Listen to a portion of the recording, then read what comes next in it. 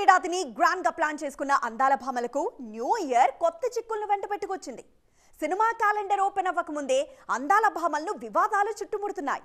దీంతో ఈ ఏడాది వీళ్ళ ఫ్యూచర్ ఎలా ఉండబోతుందో అని టెన్షన్ పడుతున్నారు fans.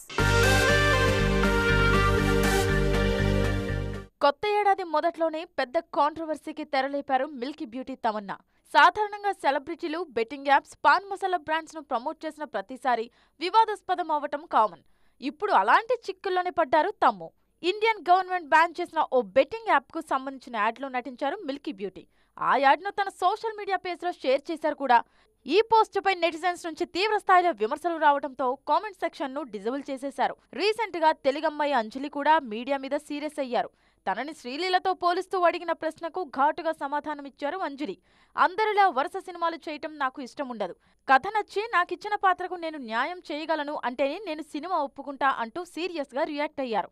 Lady super star Nayanthara కూడా కొత్త ఏడాదిలో వివాదంలో చిక్కుకున్నారు. థియేట్రికల్ రిలీజ్ లో పెద్దగా ఇబ్బంది పెట్టకపోయినా ఓటీటీ రిలీజ్ లో నయన్ను చిక్కుల్లోకి నెట్టింది అన్నపూర్ణి సినిమా.